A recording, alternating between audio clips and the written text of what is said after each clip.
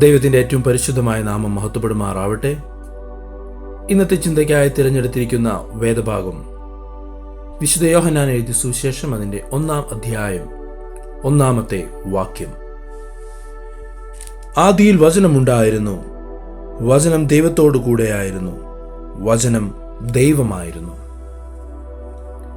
യോഹന്നാന്റെ സുവിശേഷത്തിൽ നിന്നുള്ള ഈ ഒരൊറ്റ വാക്യം ക്രിസ്ത്യൻ ദൈവശാസ്ത്രത്തിൻ്റെ ഏറ്റവും ഗഹനവും നിഗൂഢവുമായ വശങ്ങളെ നമുക്ക് കാണിച്ചു തരുന്നു. ഈ വാക്യത്തിൽ വചനം എന്ന ആശയം ദൈവിക സ്വഭാവത്തിൻ്റെ അവിഭാജ്യ ഘടകമായി ഇവിടെ അവതരിപ്പിക്കുകയാണ്.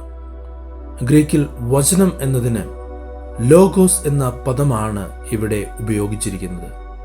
യോഹന്നാന്റെ സുവിശേഷം അതിൻ്റെ ആഴത്തിലുള്ള ദൈവശാസ്ത്ര പ്രതിഫലനത്തിനും നിഗൂഢ ഭാഷയിലും മറ്റ് സുവിശേഷങ്ങളിൽ നിന്ന് വളരെ വ്യത്യസ്തമാണ്.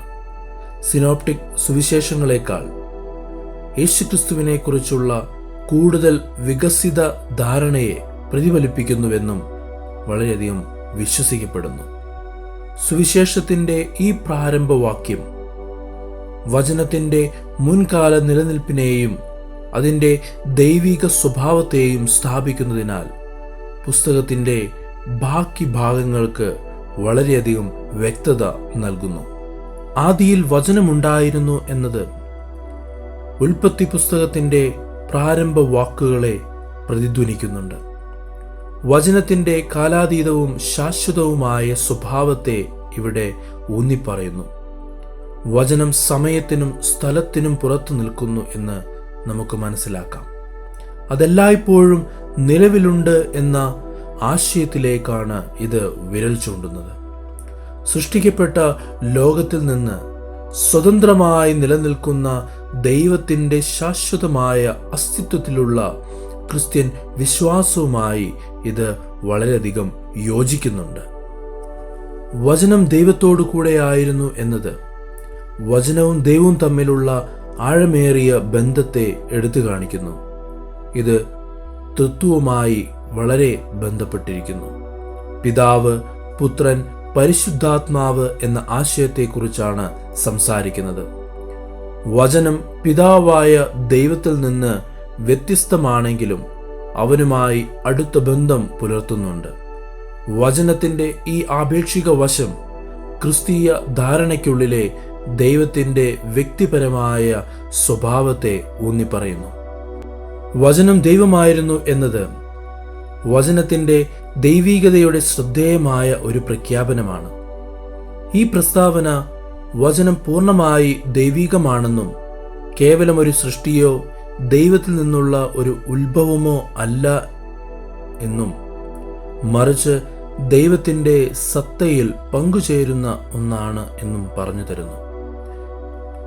യോഹന്നാന്റെ സുവിശേഷത്തിലെ വചനവുമായി താദാമ്യം പ്രാപിച്ചിരിക്കുന്ന യേശുക്രിസ്തുവിൻ്റെ പൂർണ്ണ ദൈവത്വത്തിലുള്ള ക്രിസ്ത്യൻ വിശ്വാസവുമായി ഇത് വളരെയധികം യോജിച്ചു നിൽക്കുന്നുണ്ട്. ലോഗോസ് എന്ന ആശയത്തിന് ഗ്രീക്ക് തത്വചിന്തയിലും യഹൂദ തത്വചിന്തയിലും ആഴത്തിലുള്ള വേരുകളുണ്ട്. ഗ്രീക്ക് തത്വചിന്തയിൽ വചനം എന്നത് പ്രപഞ്ചത്തെ നിയന്ത്രിക്കുന്ന യുക്തിസഹമായ തത്വമായി മനസ്സിലാക്കപ്പെട്ടിരുന്നു.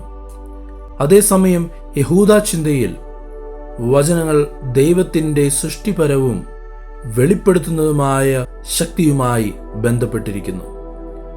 ഈ പദം ഉപയോഗിക്കുന്നതിലൂടെ യോഹന്നാന്റെ സുവിശേഷം ഹെലനിസ്റ്റിക് യഹൂദ വീക്ഷണങ്ങൾ തമ്മിലുള്ള വിടവ് നികത്തുന്നു. തത്വശാസ്ത്രപരവും ദൈവശാസ്ത്രപരവുമായ ആശയങ്ങളുടെ പൂർത്തീകരണമായി ഇവിടെ യേശുവിനെ അവതരിപ്പിക്കുകയാണ്. വചനമെന്നത് ഒരു സർഗാത്മകവും വെളിപാടുള്ളതുമായ ശക്തി എന്ന നിലയിൽ ക്രിസ്തീയ പാരമ്പര്യത്തിൽ വളരെയധികം പ്രാധാന്യമർഹിക്കുന്നു. ഉൽപ്പത്തി പുസ്തകത്തിൽ വിവരിച്ചിരിക്കുന്നത് പോലെ ദൈവം ലോകത്തെ സൃഷ്ടിച്ചതിൻ്റെ ഏജന്റായി വചനത്തെ കണക്കാക്കുന്നു. കൂടാതെ ദൈവം മനുഷ്യരാശിയുമായി ആശയവിനിമയം നടത്തുന്നതിനുള്ള മാർഗമാണ് വചനം. അതുപോലെ യേശുക്രിസ്തു എന്ന വചനത്തിൻ്റെ അവതാരത്തിലൂടെയാണ് ദൈവത്തിൻ്റെ സ്നേഹത്തിൻ്റെയും വീണ്ടെടുപ്പിൻ്റെയും സന്ദേശം നാം അറിയുന്നത്. ഈ വാക്യത്തിലെ ദൈവശാസ്ത്ര വിഷയങ്ങൾ ക്രിസ്ത്യൻ വിശ്വാസത്തിൻ്റെ അടിസ്ഥാനമാണ്. വചനത്തിൻ്റെ ശാശ്വതമായ അസ്തിത്വത്തെയും ദൈവികതയെയും കുറിച്ചുള്ള സങ്കല്പം വചനത്തിൻ്റെ അവതാരമായ യേശുക്രിസ്തുവിൻ്റെ വ്യക്തിത്വത്തെ മനസ്സിലാക്കുന്നതിനുള്ള അടിത്തറയിടുന്നു. ദൈവവുമായുള്ള വചനത്തിൻ്റെ ആപേക്ഷിക വശം ദൈവികതയുടെ വ്യക്തിപരമായ സ്വഭാവത്തിലേക്ക് വിരൽ ചൂണ്ടുന്നു. അതേസമയം വചനത്തിൻ്റെ സൃഷ്ടിപരവും വെളിപാടുള്ളതുമായ ശക്തി ലോകത്തെ രൂപപ്പെടുത്തുന്നതിലും ദൈവത്തിൻ്റെ സന്ദേശം ആശയവിനിമയം നടത്തുന്നതിലും അതിൻ്റെ പങ്ക് വെളിപ്പെടുത്തി തരുന്നു.